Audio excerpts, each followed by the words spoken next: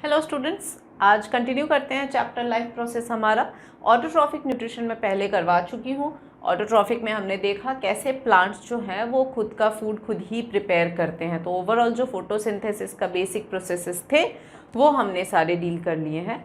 अब हम आगे देखते हैं हीटेरोट्रॉफिक न्यूट्रिशन, जिसका मैंने इंट्रोडक्शन आपको बहुत पहले दे दिया था। रिमेंबर, मैंने इंट्रोडक्शन में आपको समझाया था कि हीटेरोट्रॉफिक में on the basis of the mode of nutrition की कैसे वो खाते हैं उस हिसाब से, जैसे होलोजोइक है, पैरासिटिक है, सिम्बायोटिक है, सैप्रोट्रॉफिक है, ऐसे न्यूट्रिशन मैंने आपको तभी बता दिए थे।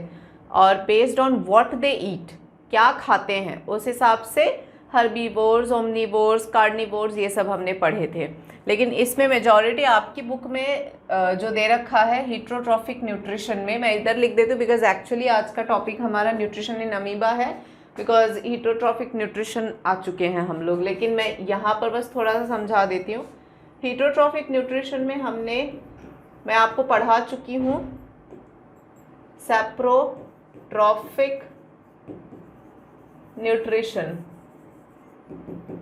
ठीक है, ये हम कर चुके हैं, जिसमें मैंने बताया था कि फंगी, बैक्टीरिया, एंजाइम्स बाहर रिलीज करते हैं अपनी बॉडी के, फिर डेड डीके मैटर को वो एंजाइम्स ब्रेक डाउन करते हैं, फिर वो अब्जॉर्ब करते हैं। इस तरीके के न्यूट्रिशन को सैप्रोट्रॉफिक कहते हैं। एक होता है पैरासिटिक। पैरासिटिक में मैंने आपको बताया था कि होस्ट बॉडी में पैरासाइट्स रहते हैं, और इसमें कसकटा नाम के प्लांट के एग्जाम्पल भी दिया था मैंने। और तीसरा था होलोजोइक न्यूट्रिशन। होलोजोइक में कॉम्प्लेक्स फूड मटेरियल इंजेस्ट किया जाता है और फिर उसकी बॉडी के अंदर डाइजेशन होता है। और पैरासिटिक में तो होस्ट बॉडी में वो रहते हैं पैरासाइट्स, और अब्जॉर्ब्ड जो डाइजेस्टेड फूड है उन्हीं को अब्जॉर्ब करते हैं। तो ऐसे करके मेन ये सारा इंट्रोडक्शन मैंने लेक्चर 1 में दे दिया था आप लोगों को। तो अब मैं सीधा आती हूँ होलोजोइक न्यूट्रिशन, जो न्यूट्रिशन इन अमीबा है। हीटेरोट्रॉफिक के अंदर इसकी कैटेगरी आ जाती है होलोजोइक न्यूट्रिशन की, यानी कि ये भी कॉम्प्लेक्स फूड मटेरियल इंजेस्ट करता है और इंजेस्ट करके फिर डाइजेस्ट करता है। ठीक है, तो कैसे करता है ये आपको मैं दिखाती हूँ अच्छे से। So you can see over here nutrition in amoeba. आप देखिए कैसे काम करता है न्यूट्रिशन इन अमीबा। सबसे पहले फूड पार्टिकल बाहर इसको दिखा, उसको ये इंजेस्ट करता है, उसके बाद ये डाइजेस्ट करता है, डाइजेस्ट करके एसिमिलेट करता है। मैं आपको स्टेप्स लिख देती हूँ। अमीबा, ये इसका पिक्चर है, और न्यूट्रिशन इन अमीबा के स्टेप्स हैं। सबसे पहला तो है ingestion.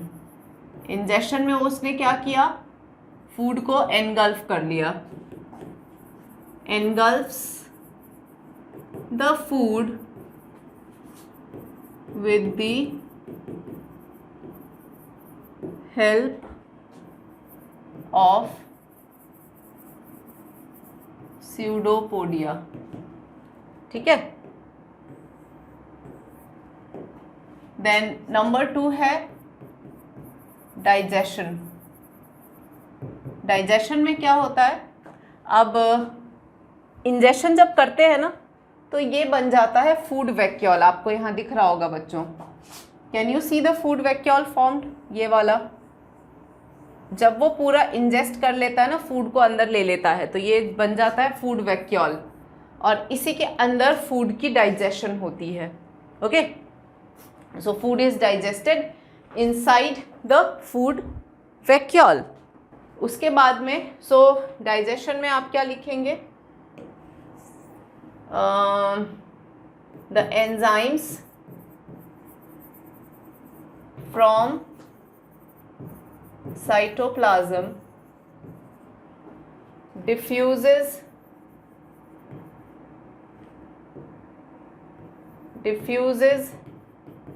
into food vacuole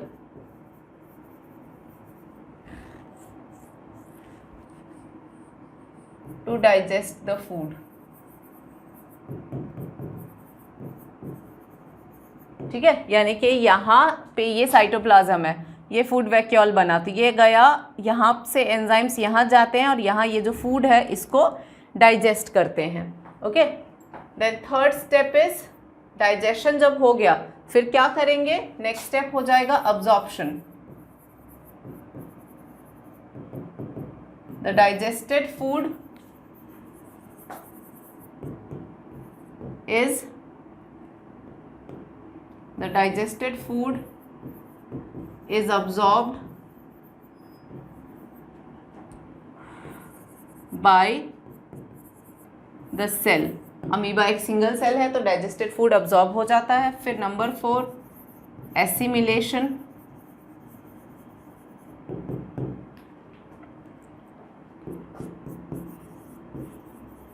the digested food is utilized for deriving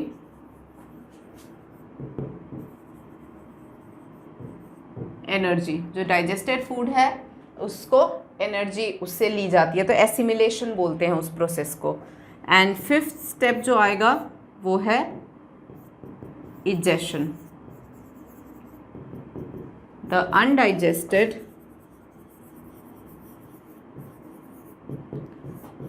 food is thrown out of the body।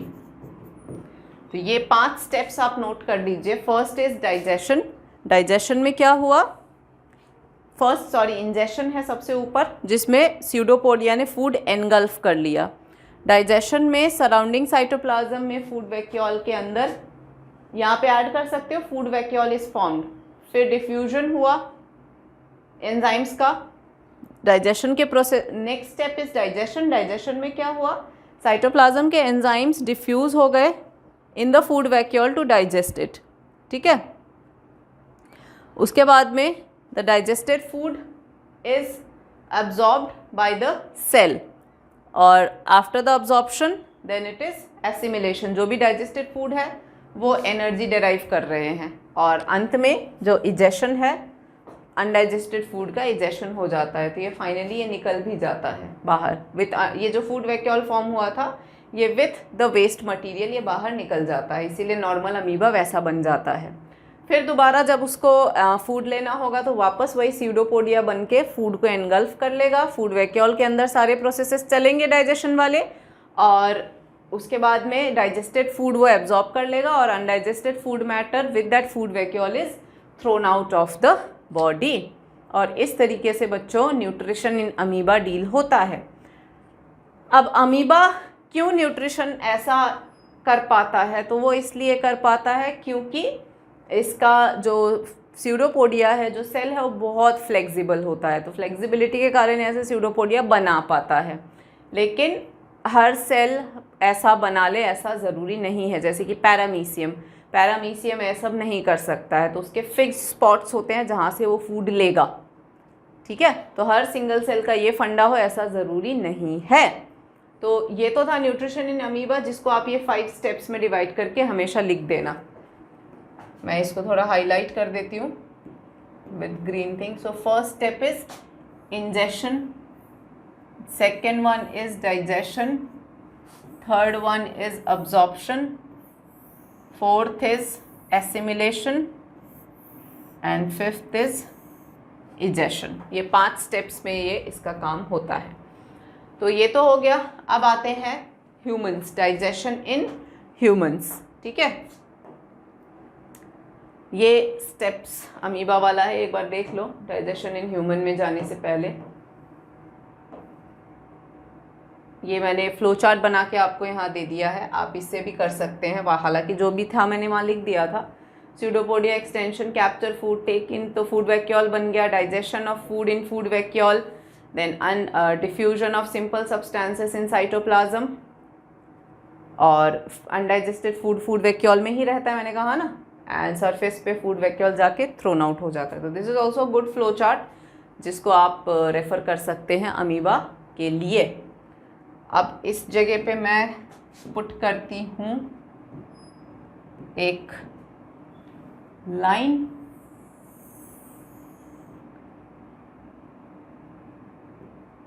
ठीक है। और nutrition in amoeba is here. Now I will be starting nutrition in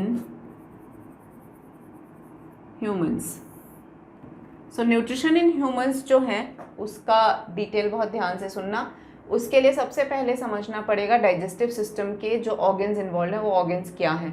तो digestive system के organs को हम कहते हैं alimentary canal, यानी कि वो कैनाल है जिसमें सारे organ right from the mouth till the anus जो भी ऑर्गन्स इन्वॉल्व हैं they fall under alimentary canal. तो इसमें आते हैं सबसे पहले mouth, then comes oesophagus, oesophagus के बाद आता है stomach, small intestine,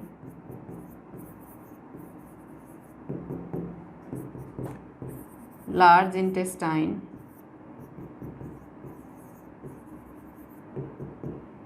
and then या फिर let's keep it till large intestine. Anus is the structure through it the food diffuses out. तो मेन तो एलिमेंट्री कैनाल तो हमारा यहाँ तक है, ठीक है। अब एलिमेंट्री कैनाल में कौन से जगह पे क्या करना है, देखो माउथ में हमें पढ़ना होता है, I'll put another color। Mouth जब आप करो तो आपको पढ़ना होता है एक तो सलाइवरी ग्लैंड्स, ठीक है। और सलाइवरी ग्लैंड्स मेन है, मतलब मैं आपके लेवल की बात कर रही हूँ। थोड़ा सा डेंटिशन भी देख लेंगे कि टीथ का क्या रहता है ना। सलाइवरी ग्लैंड्स का मेन है। और ईसोफेगस, और फिर ओके मैं ईसोफेगस पे डायरेक्ट चली गई, मैं यहाँ एक और मेंबर ऐड कर रही हूँ। माउथ के बाद हम ऐड करेंगे फेरिंग्स, फेरिंग्स के बाद हम ऐड करेंगे ईसोफेगस, ईसो के बाद में स्टमक। अब ठीक है,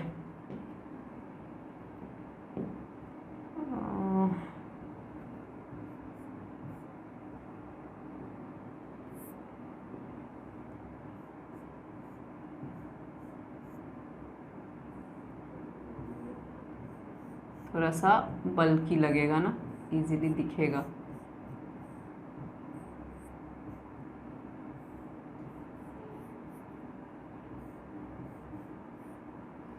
ठीक है। सो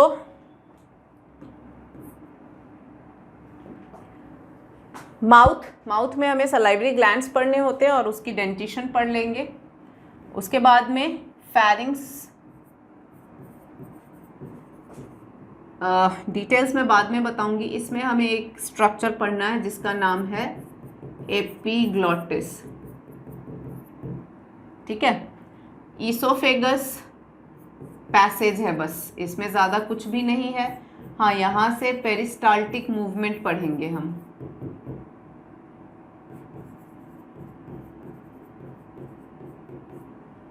देन स्टमक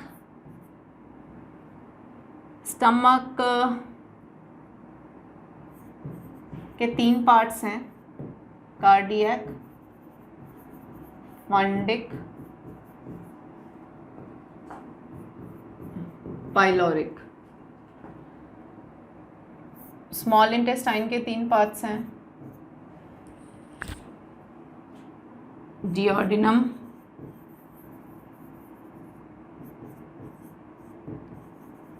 जेजुनम और इलियम। लार्ज इंटेस्टाइन के भी 3 पार्ट्स हैं, सीकम,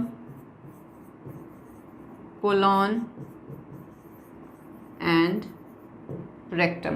तो ये है बच्चों details of alimentary canal. Mouth में हमें पढ़ना होगा सलाइवरी ग्लैंड्स और डेंटिशन, थोड़ा दांत वात का कैसा है। फेरिंग्स में हमें एपिग्लॉटिस के बारे में पढ़ना होगा। Pharynx is the common passage, मैं 1 by 1 ले लूँगी आपको जब मैं ये पढ़ाऊँगी। कॉमन पैसेज होता है फॉर रेस्पिरेशन एंड डाइजेशन। तो उसमें ये है, हम जब खाना खाते हैं तो ऐसे रुकना होता है ना, या थोड़ा सा ऐसे करके करते हैं, वो इसीलिए होता है कि खाना रेस्पिरेटरी ट्रैक्ट में ना चला जाए, इसीलिए रेस्पिरेटरी ट्रैक्ट के पैसेज को एपिग्लॉटिस जो है, रेस्पिरेटरी ट्रैक्ट के ओपनिंग को ग्लॉटिस कहते हैं, ट्रैकिया की ओपनिंग को, तो उस ओपनिंग को बंद करना होता है, तो एपिग्लॉटिस उसको बंद करता है, तो वही बंद करने में हम थोड़ा सा ऐसे अटकन सा फील करते हैं, ठीक है, तो वो चीज़ फैरिंग्स के एरिया में होता है, तो वहाँ हमें एपिग्लॉटिस पढ़ना है। इसोफेगस तो कुछ भी नहीं है, कनेक्टर है माउथ कैविटी से उसमें स्टमक तक का कनेक्टर है बेसिकली, ठीक है।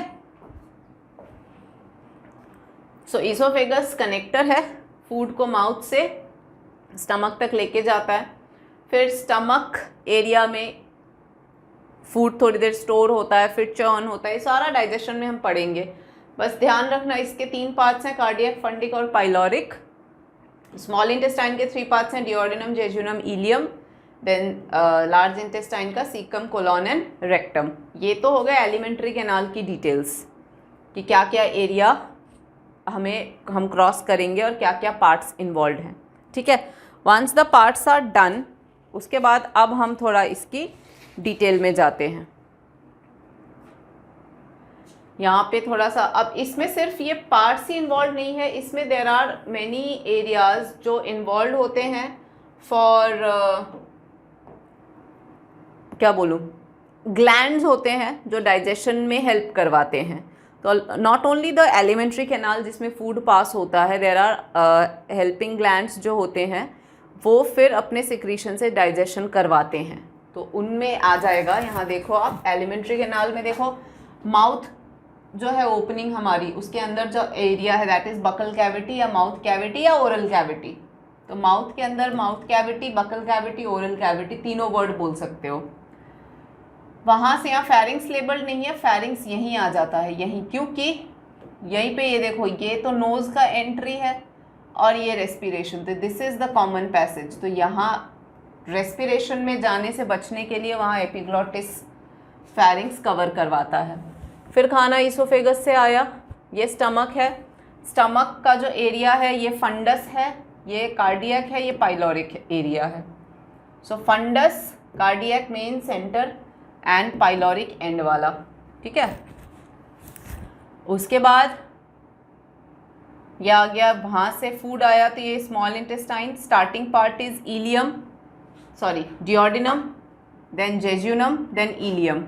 उसके बाद ये लार्ज इंटेस्टाइन में यहाँ जाता है, वहाँ पर ये caecum, colon, rectum, sorry this is colon only, ये है रेक्टम, ठीक है। कोलॉन जो है वो असेंडिंग कोलॉन, ये डिसेंडिंग कोलॉन और ये ट्रांसवर्स कोलॉन, क्योंकि ये ऊपर जा रहा है तो असेंडिंग, ये यूँ जा रहा है तो ट्रांसवर्स, और ये फिर नीचे की तरफ आ रहा है तो डिसेंडिंग कोलॉन, ठीक है।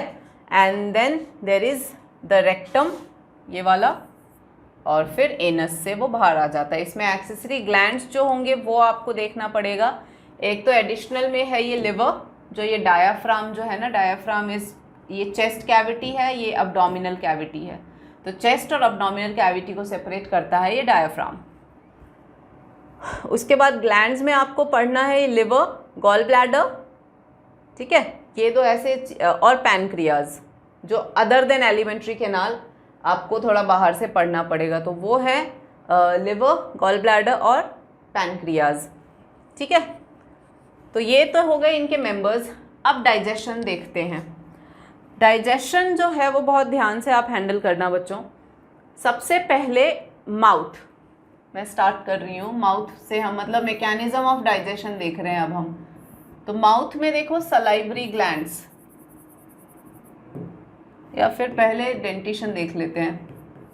माउथ की डेंटिशन जो है उसमें देखो 2 1 2 3 आ गया, 2 1 2 3 अपॉन 2 1 2 3, ये अपर जॉ का डेंटिशन है और ये लोअर जॉ का, ठीक है। अपर जॉ में 2 पेयर्स ऑफ इंसीजर, ये इंसीजर है, ये कैनाइन है, ये प्रीमोलर है और ये मोलर है, ठीक है। सो 2 pairs of incisor, 1 pair of canine, 2 pair of premolar and 3 pair of molar. तो ये हमारा डेंटिशन, डेंटल फॉर्मूला है। तो ये आ गए आपके ऊपर के 8 पेयर्स, यानी ऊपर 16 नीचे 16, तो 32 के हिसाब से है। तो ये तो टीथ हो गया। टीथ के अलावा अपने यहाँ टंग है, बकल कैविट माउथ, या फिर इसको कह सकते हो आप बकल कैविटी। बकल कैविटी में आपके टंग आ गया। टंग में होते हैं टेस्ट बर्ड्स, जो टेस्ट को रिसीव करते हैं और फिर ब्रेन तक लेके जाते हैं, तो हमें टेस्ट पता चलता है। तो टंग आ गया। अब आते हैं सलाइवरी ग्लैंड्स।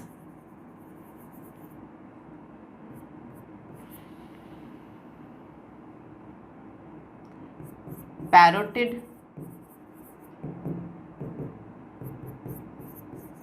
सबमैंडिब्यूलर,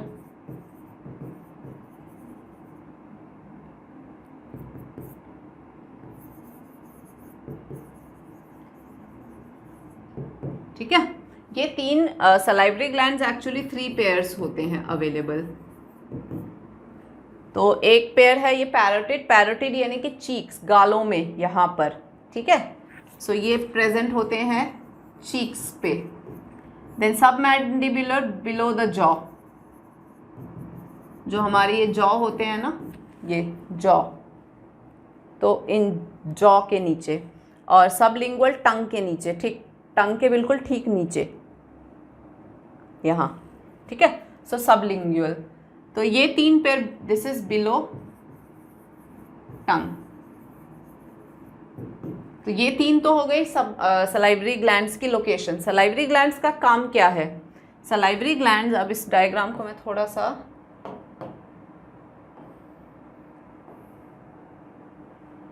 ओहो इसकी सारी लेबलिंग, तो सलाइवरी ग्लैंड्स बच्चों सलाइवा प्रोड्यूस करते हैं, ठीक है। मैं इसका फंक्शन यहाँ लिख रही हूँ, मेन इसी का फंक्शन जानना है हमें। तो सलाइवरी ग्लैंड्स प्रोड्यूसेस सलाइवा, ठीक है। Salivary glands produces saliva which contain enzyme salivary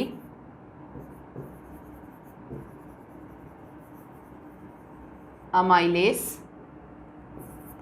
and lysozyme। Lysozyme का काम है checks bacteria, lysozyme bacteria check करेगा। और सलाइवरी अमाइलेस का काम है डाइजेस्ट्स कार्बोहाइड्रेट्स, ठीक है बच्चों। तो अब ध्यान रखना, salivary gland produces saliva. Main salivary gland का काम है, ये सलाइवा प्रोड्यूस करता है।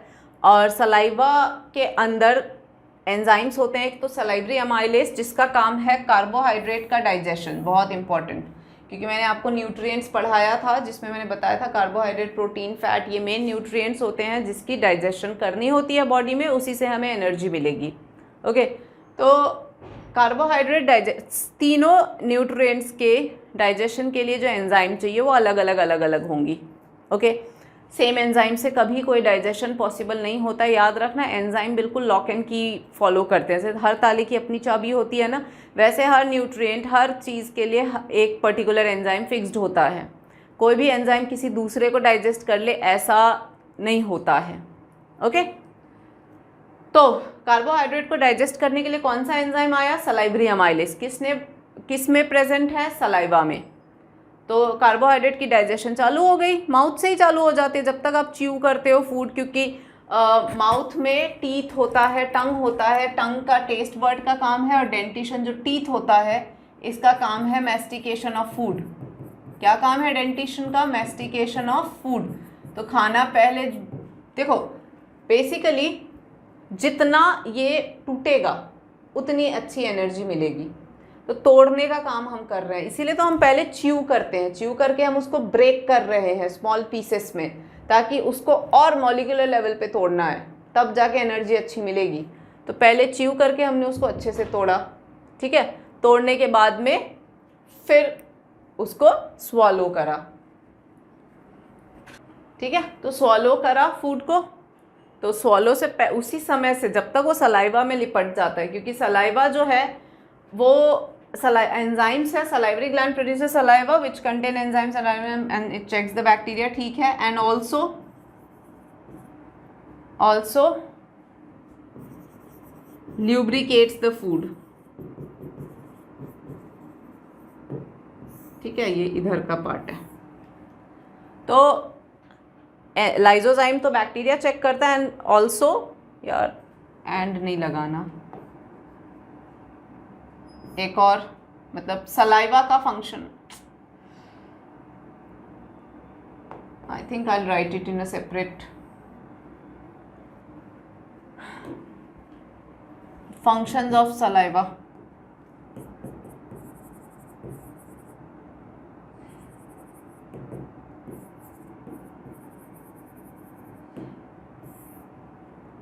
पहले तो lubricates the food,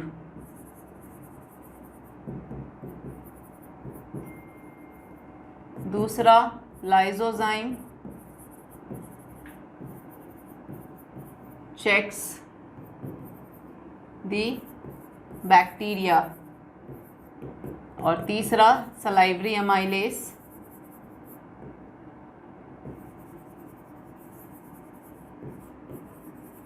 digests the carbohydrates।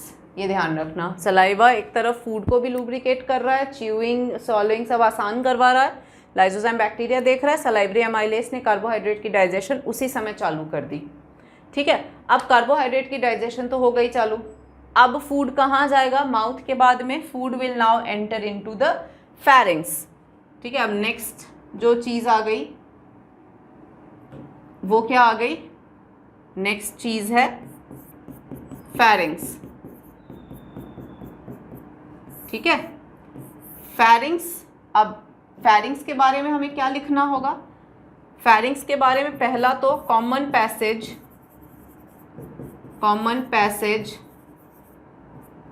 For digestion and respiration, ठीक है। दूसरा covers the glottis with epiglottis to prevent the entry of food into the windpipe और ट्रैकिया। विंडपाइप या ट्रैकिया में फूड ना जाए इसके लिए जो विंडपाइप की ओपनिंग होती है, आपने अभी देखा था ना, एक तो माउथ की एंट्री आ गई, एक नोज़ की एंट्री आ गई, दोनों की एंट्री बिल्कुल यही होती है, और इधर तो रेस्पिरेशन दोनों की एंट्री देखो यहीं पर, मतलब ये फेरिंग्स है, ये एरिया फेरिंग्स है। अब ये इधर भी जाएगा और इधर भी जाएगा, तो ये वाला जो ओपनिंग है ये इस ओपनिंग को क्या करता है, अब यहाँ से ये यूं बट गया, ठीक है, ये इधर भी है ये इधर भी है, तो इसको बंद करता है, ये ग्लॉटिस है, क्योंकि ये पीछे ये आगे वाला जो है ईसोफेगस अपना पीछे की तरफ आता है, ये आगे वाला है, ये ग्लॉटिस है, इसको बंद करता है, खाने को मतलब माउथ से सीधा यहाँ भेजता है। रुको मैं इसको थोड़ा बड़ा करके बनाऊं,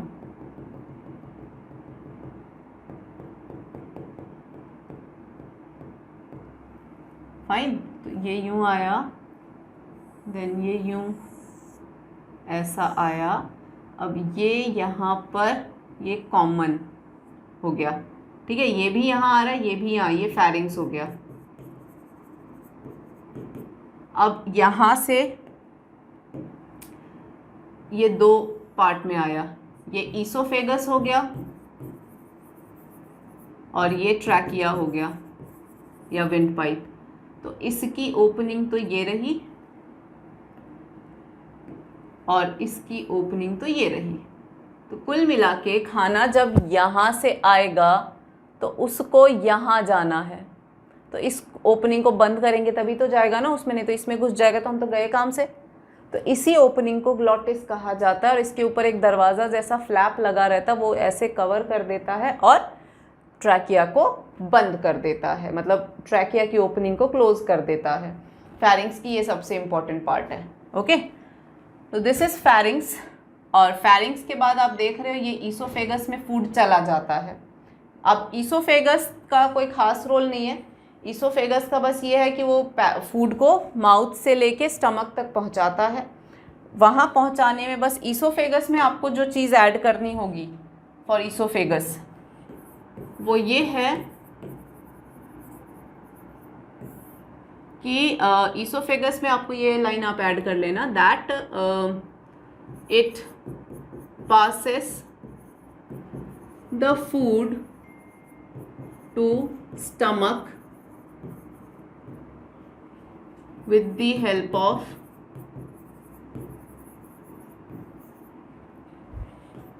peristaltic movement। पेरिस्टाल्टिक मूवमेंट क्या है? Peristaltic movement contraction and relaxation of muscles.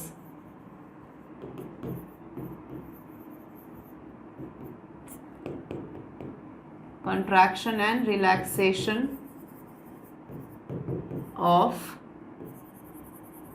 Muscles, मतलब वहाँ अब देखो हम अंदर ले रहे खाना, अपने आप नीचे जा रहा है तो कुछ तो होगा ना जो खाने को नीचे भेजता है। तो ऐसे ऐसे ऐसे ऐसे कंटिन्यू वो यूँ बीट करता है, ऐसे ऐसे कॉन्ट्रैक्ट रिलैक्स, तो ऐसे करके खाना नीचे पास ऑन हो जाता है। This is what is peristaltic movement. So movement the contraction and relaxation of the smooth muscles, जो अंदर के मसल्स होते हैं उनका कॉन्ट्रैक्ट रिलैक्स करके फूड को आगे भेजना इज़ पेरिस्टाल्टिक मूवमेंट। तो उसी मूवमेंट की मदद से खाने को वो माउथ से स्टमक तक पहुंचा देता है। ईसोफेगस का ये काम है। आपको बस यहाँ पे ध्यान देना है, यहाँ से पेरिस्टाल्टिक मूवमेंट चालू हो जाता है। सेकेंडली, जब ईसोफेगस टू स्टमक जब खाना जाता है तो इनके बीच में एक गार्डिंग मसल होता है जिसको हम कहते हैं स्फिंक्टर मसल। ठीक है, ईसोफेजियल स्फिंक्टर लगा रहता है यहाँ पर बीच में। ईसोफेजियल स्फिंक्टर यानी हर फ्लैप पे हर ओपनिंग पे दरवाज़ा लगा है, यूँ समझ लो, या गार्डिंग चीज़ लगी हुई है ताकि खाना एक बार नेक्स्ट में चला जाए तो वो पीछे होके वापस ना आए। ठीक है, इसको चेक करने के लिए स्फिंक्टर्स लगे हैं हर ओपनिंग पे। जैसे स्टमक से इंटेस्टाइन में जाएगा तो स्फिंक्टर मिलेगा, वहाँ से लार्ज में जाएगा तो स्फिंक्टर है, लार्ज से फिर नीचे एनस के भी थ्रू जाएगा, वहाँ भी स्फिंक्टर्स लगे हुए हैं। तो स्फिंक्टर्स हर जगह है ताकि वो चेक करे कि चीज़ें पीछे ना आए। ठीक है, अब आप सोचोगे वॉमिटिंग कैसे होती है, तो भैया वॉमिटिंग इज़ एन इन्फेक्शन। उस दौरान आपके स्फिंक्टर्स काम नहीं कर रहे होते हैं ढंग से, तो वो बाहर निकलता है अंदर के प्रेशर की वजह से। तो that's something else. But normal digestion में स्फिंक्टर्स जो है वो ये मेक श्योर करते हैं कि खाना वापस ईसोफेगस में ना आए अगर वो स्टमक में चला गया है तो। ठीक है, तो आई थिंक इस लेक्चर में हम स्टमक तक ही रखते हैं। खाना स्टमक में पहुंच चुका है, अब स्टमक से आगे की डाइजेशन के लिए आप नेक्स्ट लेक्चर में मिलो मुझसे, क्योंकि इसमें बहुत ज़्यादा हो जाएगा फिर आपके लिए। So I will see you in the next lecture with further digestion process. Till then you take care and a goodbye to you.